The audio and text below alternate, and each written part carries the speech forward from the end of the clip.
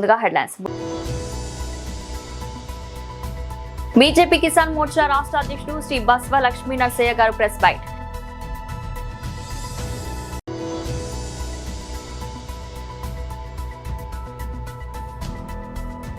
తెలంగాణ భవన్లో బీఆర్ఎస్ నాయకుల పత్రికా సమావేశం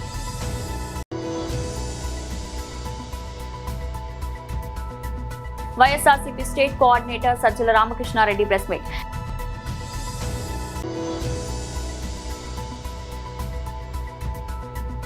జగన్ ఒక కామెడీ పీస్ కేశినేని చిన్ని బీజేపీ కిసాన్ మోర్చా రాష్ట్ర అధ్యక్షుడు శ్రీ బసవ లక్ష్మీ నరసయ్య గారి ప్రెస్ బైట్. మీడియా మిత్రులకు నమస్కారం. రాష్ట్రంలో రైతన్నల పరిస్థితి దయనీయంగా మారింది.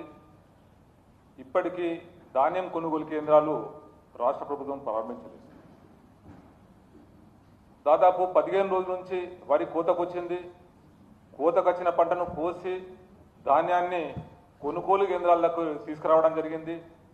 కానీ రాష్ట్ర ప్రభుత్వం ఇప్పటి వరకు కొనుగోలు కేంద్రాలు ప్రారంభించక రైతులు అయోమయంలో ఉన్నారు.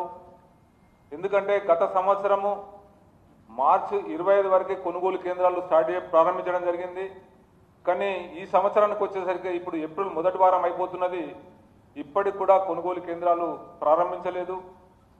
ఎందుకంటే రైస్ మిల్లర్లకు రాష్ట్ర ప్రభుత్వానికి సయోధ్య కుదరకుండా ఈరోజు బ్యాంక్ గ్యారెంటీలు అవి సమర్పించకుండా రైస్ మిల్లర్లు ఉన్నారు. కాబట్టి ఇటువంటి పరిస్థితి ఉత్పన్నమైందని చెప్పి రైతులు అనుకోవడం జరుగుతున్నది. రైతులేమో ఈ కొనుగోలు కేంద్రాల దగ్గర పూర్తిగా ధాన్యాన్ని తీసుకొచ్చి ఆరబోస్తున్నారు, మళ్ళీ కుప్పలేస్తున్నారు, మళ్ళీ కుప్పల్ని ఆరబోసుకుంటున్నారు. కానీ ఇప్పుడున్న పరిస్థితులలో ఈ అతివృష్టి అనావృష్టి వల్ల రైతులు ఆకాశం దిక్కు చూస్తూ ఎప్పుడు వర్షం పడుతుందో, ఎంత ఈ పంట నష్టం జరుగుతుందో, ఎందుకంటే చేతికొచ్చిన పంట నష్టం జరిగే పరిస్థితి ఉన్నది. ఎందుకంటే రైతు భరోసా ఇవ్వకుండా ఈరోజు అప్పులతోనే మేము పంట పండించుకోవడం జరిగింది. కానీ ధాన్యాలు కొనుగోలు చేయడం కూడా ఈ రాష్ట్ర ప్రభుత్వం ఆలస్యం చేస్తున్నది. కాబట్టి ఈ చేతికొచ్చిన పంట కూడా ధాన్యం నష్టపోతుందని చెప్పి భయంతో ఉన్నారు. ఎప్పుడు వర్షాలు పడుతుందో, ఎప్పుడు వడగళ్ళ వాన పడుతుందో అని తెలియని పరిస్థితులలో ఈరోజు ఉన్నారు. కాబట్టి రాష్ట్ర ప్రభుత్వాన్ని భారతీయ జనతా పార్టీ కిసాన్ మోర్చా డిమాండ్ చేయడం జరుగుతున్నది. ఇమీడియట్గా రైతులకు ఈ ధాన్యం కొనుగోలు కేంద్రాలు అన్ని జిల్లాలలో ప్రారంభించాలా.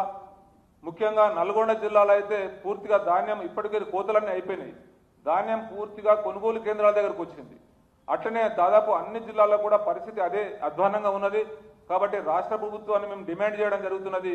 ఇమీడియట్గా కొనుగోలు కేంద్రాలు ప్రారంభించి రైతుల ధాన్యాన్ని కొనుగోలు చేయాలని చెప్పి డిమాండ్ చేయడం జరుగుతున్నది. లేకపోతే రైతుల పరిస్థితి ఏమవుతున్నదంటే ఈరోజు వాళ్లకు చేతికొచ్చిన పంట ధాన్యము ఖరాబ్ అవుతుందని చెప్పి నష్టపోతామని చెప్పేసి వాళ్ళు ఈ రైస్ మిల్లర్లకు తక్కువ ధరకు అమ్ముకునే పరిస్థితి ఉన్నది.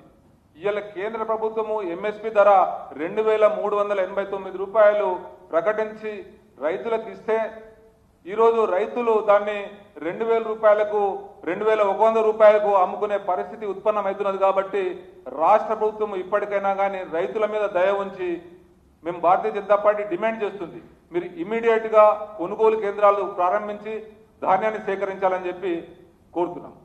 తెలంగాణ భవన్లో బీఆర్ఎస్ నాయకుల పత్రికా సమావేశం. కేసీఆర్ అంటే ఎవరు? President of India Pranab Mukherjee వారు రాసినటువంటి ఆత్మకథలో కేసీఆర్ లేకపోతే తెలంగాణ లేదని చెప్పి గొప్పగా రాసిండు. అరుణ్ జైట్లీ వారు తెలంగాణ ఇంత అభివృద్ధి అయిందంటే కారణం తెలంగాణ తెచ్చిన నాయకుడే ముఖ్యమంత్రి అయినందుకు తెలంగాణ అంత అభివృద్ధి జరిగిందని చెప్పి అరుణ్ జైట్లీ గారు చెప్పారు. చాలామంది డజన్ మంది కాంగ్రెస్లో ఉన్న నాయకులు కేసీఆర్ లేకపోతే తెలంగాణనే లేదన్నారు. అంతెందుకు ఇప్పుడున్నటువంటి ముఖ్యమంత్రి రేవంత్ రెడ్డి గారు కూడా కేసీఆర్ లేకపోతే తెలంగాణ లేదన్నారు. మరి కేసీఆర్ తెలంగాణ తెచ్చి మిమ్మల్ని ముఖ్యమంత్రిగా ఎట్లా ఉన్నారు? మీరు ముఖ్యమంత్రి కేసీఆర్ తెలంగాణ తెచ్చినందుకే కదా. ఇలా అందరు మంత్రులు తెలంగాణ వాళ్ళే ఉన్నారు. టోటల్గా ప్రభుత్వాన్ని పరిపాలిస్తున్నారంటే కేసీఆర్ గారి కారణం కాదా? యునైటెడ్ ఆంధ్రప్రదేశ్లో ఒక దిక్కుమాలినటువంటి పైసలు లేని మంత్రి పదవులు ఇచ్చి మూలకు పడేస్తుంది. తెలంగాణ అనే పదాన్ని ఉచ్చరించొద్దని చెప్పి మాట్లాడుతూ ఉంది.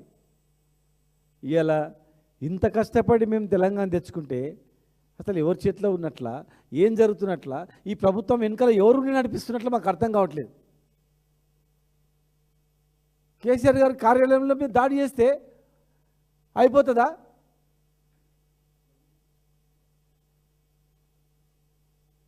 ఇది పూర్తిగా హత్యాయత్నం. హత్యాయత్నం కింద కేసు బుక్ చేయాలి, శిక్షించాలి.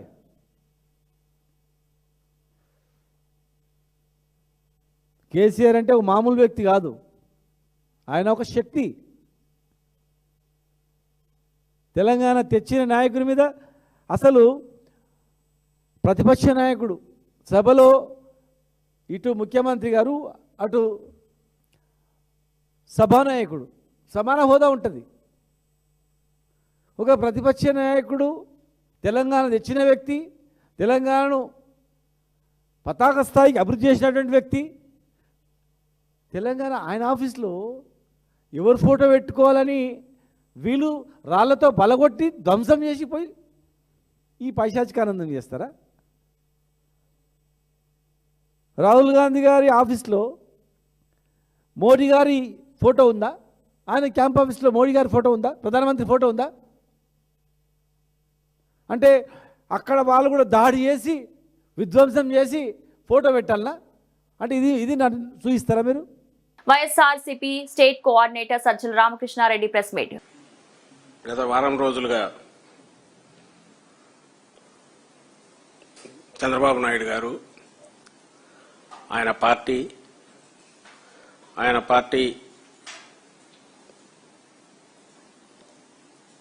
ఆధ్వర్యంలో నడుస్తున్న ప్రభుత్వం రాష్ట్రంలో వారం 10 రోజులుగా రాష్ట్రంలో అన్ని సమస్యలు పక్కకు పోయాయి. ఎస్పెషల్లీ గత 2-3 రోజులుగా వాళ్ళు క్రియేట్ చేస్తున్న ఒక యుఫోరియా బహుశా ఓ దేశానికి స్వాతంత్రం వచ్చినప్పుడు కూడా అట్లా ఉండనంతగా సంబరాలు ఏదో జరగాలని, అవి ఎక్కడ జరగట్లేదు. That's different issue. ఒక అద్భుతం జరిగిపోయిందని రాష్ట్రానికి ఇంతకాలం ఒక రాజధాని లేనిది ఇప్పుడు ఒక రాజధాని వచ్చిందని నిన్న చంద్రబాబు నాయుడు గారి మాటల్లో అది రాష్ట్రానికే కాదు దేశానికే ఒక గర్వకారణమైన ఇది విషయమని, బహుశా ఢిల్లీని కూడా దాటేసి పోయినారు. ఇవన్నీ మీరందరూ సెలబ్రేట్ చేసుకోండి. కాసేపు నేల మీద నిలబడి ఆలోచిద్దామని జగన్మోహన్ రెడ్డి గారు లాంటి వాళ్ళు చెప్తే, నువ్వు ప్రజలను మోసం చేస్తున్నావు, మభ్య పెడుతున్నావు. Let us talk about the facts, realities. మరి క్వశ్చన్స్కి ఆన్సర్స్ ఏవంటే వాటిని అస్సలు ప్రస్తావించకుండా ఒక హోరు క్రియేట్ చేసి ఒక మాస్ మెస్మరిజం లాగా ఏదో చేసే ప్రయత్నం గత వారం రోజులుగా జరుగుతోంది. అమరావతికి చట్టబద్ధత, దాని లోతుకు ఎందుకంటే అదే ఒక సబ్జెక్టు. బట్ ఆయన గంటన్నర మాట్లాడిన దాంట్లో కూడా కొంత వేశాడు. చట్టబద్ధత అసలు పార్లమెంట్ కూడా లేదంట, అసెంబ్లీకి లేదంట. ఇదే దానికి ముందే ఆధారాలతో సహా చూపించాం. కేంద్ర ప్రభుత్వం అది రాష్ట్రానికి సంబంధించిన అంశం, మాకు సంబంధం లేని వ్యవహారం అని హైకోర్టులోనే అఫిడవిట్ వేసిన విషయం చూపించాం. అయినా సరే ఆయన చేశాడు. మరి ఇన్నాళ్ళు చట్టబద్ధత లేనట్టు అనే క్వశ్చన్ వస్తుంది. పోనీ ఇది చట్టబద్ధత సంబంధించినంత వరకు ఈ రోజు నువ్వు చట్టం చేస్తే రేపు మళ్ళీ దాన్ని సవరించే అవకాశం లేదా అని జగన్మోహన్ రెడ్డి గారు అన్నందుకు చూడు సవరిస్తున్నాడు మళ్ళీ అని ఆయన మీద పడి ఏడుపులు. కానీ నిజంగా అది ఎవరికైనా ఆ డౌట్ వచ్చేది. ఇంకా శాశ్వతం ఇదంటే ఏది శాశ్వతం కాదనేది అందరికి తెలిసిందే. వైసీపీ అధినేత జగన్ పై విజయవాడ టీడీపీ ఎంపీ కేశినేని చిన్ని తీవ్ర స్థాయిలో విమర్శలు గుప్పించారు. అమరావతి రాజధాని విషయంలో జగన్ చేస్తున్న మావిగన్ వ్యాఖ్యలను ఎద్దేవా చేశారు. జగన్ ను రాష్ట్ర రాజకీయాల్లో ఒక కామెడీ పీస్ గా అభివర్ణించారు.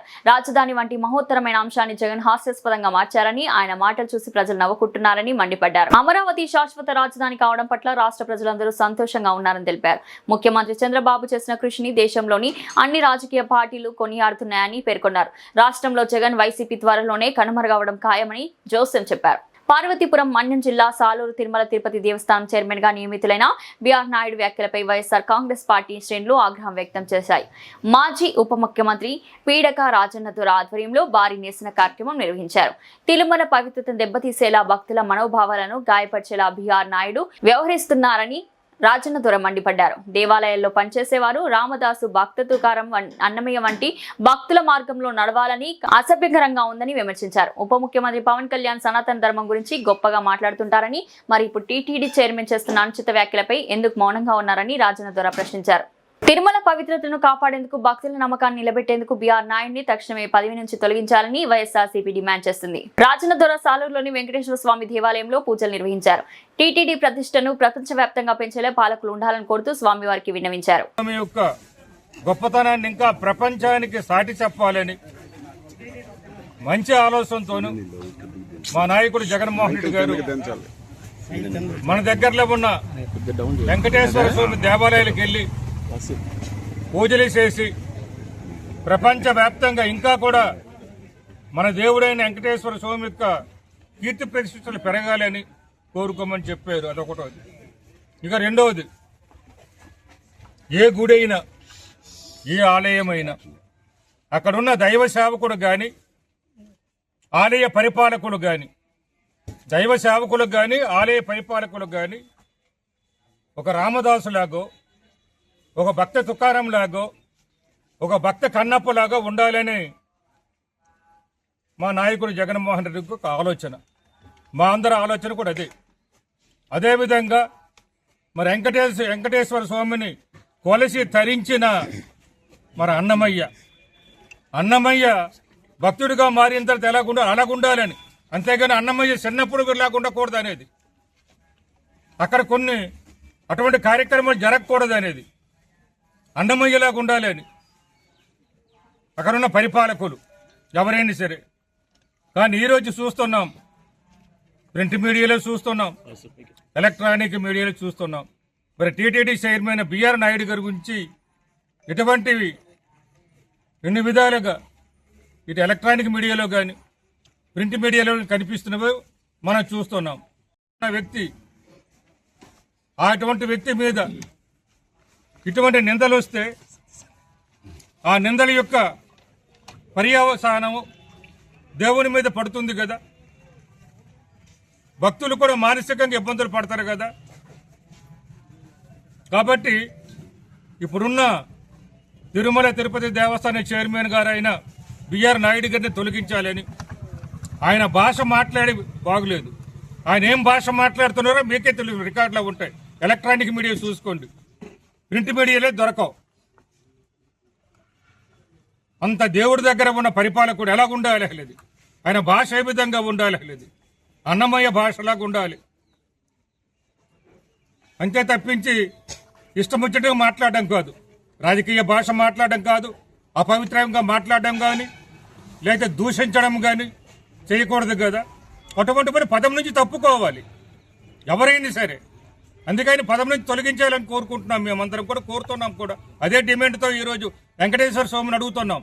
మేడిపల్లి కుర్మ యువ చైతన్య సమితి మేడిపల్లి మండల అధ్యక్షుడు మరాఠీ శివేందర్ కోరమ ఆధ్వర్యంలో ఉప్పల్ డిపో వద్ద తెలంగాణ సాయుధ పోరాట యోధుడు దొడ్డి కొమరయ్య 99వ జయంతి ఉత్సవాలను ఘనంగా నిర్వహించడం జరిగింది. ఈ కార్యక్రమంలో ముఖ్య అతిథులు మాజీ కార్పొరేటర్ కవిడే పోచయ్య, కుర్మ కేవైసీఎస్ గౌరవ అధ్యక్షుడు గొరిగే నరసింహ, కుర్మ కేవైసీఏ ప్రచార కార్యదర్శి సత్యనారాయణ, కుర్మలు కార్యవర్గ సభ్యులు కంటికంచి కిరణ్, కుర్మ పాల్గొన్నారు. తెలంగాణ రైతాంగ పోరాట చరిత్రలో దొడ్డి కొమరయ్య ఒక అమరవీరుడు.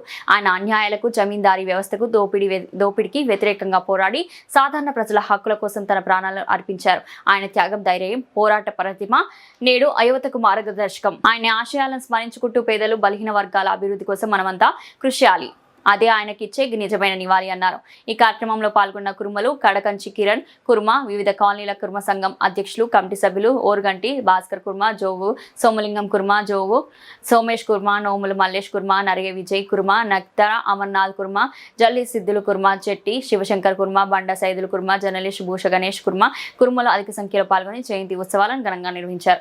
కార్పొరేటర్ కౌడ పోచన్న గారికి, కేవైసీఎస్ రాష్ట్ర గౌరవ అధ్యక్షులు గొరిగే నరసింహన్న గారికి, రాష్ట్ర ప్రచార కమిటీ అధ్యక్షులు సత్యనారాయణ గారికి, వివిధ కాలనీల నుంచి వచ్చిన అధ్యక్షులకు, ఉపాధ్యక్షులకు, కేవైసీఎస్ మిత్రులందరికీ పేరు పేరున శనార్థులు తెలియజేస్తూ, అలాగే ఈరోజు మన స్టేట్ గవర్నమెంట్ కాంగ్రెస్ ప్రభుత్వము దొడ్డి కొమరయ్య గారి వర్ధంతి జయంతి ఉత్సవాలను అధికారికంగా ప్రకటించినందుకు మా కురుమల తరపున అందరి తరపున తెలంగాణ ప్రభుత్వానికి కృతజ్ఞతలు తెలుపుతూ ఈ అవకాశం ఇచ్చిన మిత్రులందరికీ ధన్యవాదాలు. జై కుర్మా, జై చండీశ్వర, జై చండీశ్వర. ఈరోజు పీర్జాదిగూడ మున్సిపల్ కార్పొరేషన్లో మన దొడ్డి కొమరయ్య జయంతి ఉత్సవాలను జరుపుకోవడం, మన వివిధ కాలనీలకు వచ్చిన ప్రెసిడెంట్లకు, మరి మన నరసింహ కేవైసీఎస్ గౌరవ అధ్యక్షునికి అందరికి పేరు పేరున ధన్యవాదాలు. అదేవిధంగా ఈరోజు దొడ్డి కొమరయ్య జయంతి సందర్భంగా మన రవీంద్ర భారత్లో కూడా గవర్నమెంట్ పెట్టడం జరుగుతుంది. అదేవిధంగా గవర్నమెంట్ అక్కడ పెట్టడమే కాకుండా మన ట్యాంక్ బండ్ పైన విగ్రహం పెట్టాలని కూడా గవర్నమెంట్ను కోరడం జరుగుతుంది. అదేవిధంగా ఈరోజు మన ఎల్బీ నగర్లో కూడా దొడ్డి కొమరయ్య విగ్రహం ఓపెన్ చేయడం జరుగుతుంది కొత్తగా. ఈరోజు మన దత్తాత్రేయ గారు కూడా వస్తున్నాడు. మీ అందరం కూడా అక్కడికి పోవడం జరుగుతుంది. ఇప్పుడు అందరం పోయి అక్కడ కలిసి ఆయనతో పాటు మనం దొడ్డి కొమరయ్య విగ్రహం ఓపెన్ చేసుకోవడం ఉంటుంది. అక్కడి నుంచి రవీంద్ర భారత్ పోవడం ఉంటుంది. కాబట్టి మీ అందరికీ పేరు పేరున ధన్యవాదాలు తెలుపుకుంటూ తెలియజేస్తా ఉన్నాను. జై కుర్మా, జై జై కుర్మా. రాజేంద్ర నగర్ సర్కిల్ పరిధిలోని అరంగర్లో చిరు వ్యాపారుల షాపులను తొలగిస్తున్న జీహెచ్ఎంసీ అధికారులు, బాధితుల్లో కఠినంగా వ్యవహరిస్తున్న జీహెచ్ఎంసీ అధికారులు ముందస్తు సమాచారం లేకుండా కూల్చివేతలు చేపడుతున్నారని బాధితుల ఆవేదన. భారీ పోలీస్ బందోబస్తు మధ్య కూల్చివేతలు. కాస్త సమయం ఇస్తే తాము తొలగించుకుంటామని చెప్పినా వినకుండా కూల్చివేతలు చేపడుతున్న అధికారులు.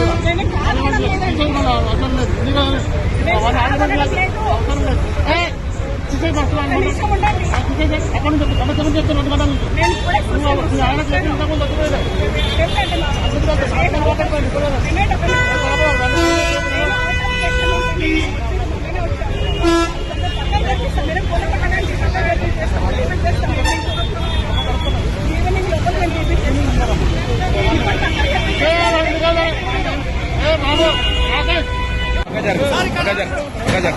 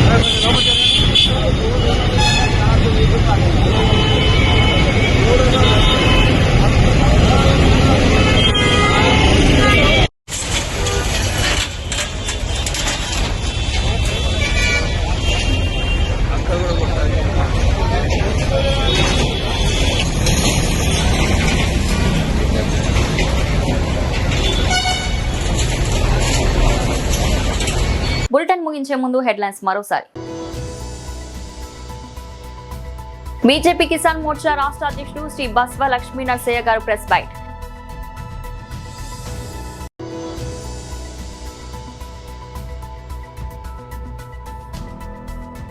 తెలంగాణ భవన్లో బీఆర్ఎస్ నాయకుల పత్రికా సమావేశం.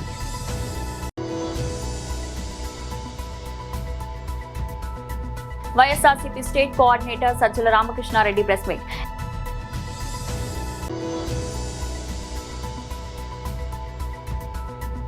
జగన్ ఒక కామెడీ పీస్, కేశినేని చిన్ని.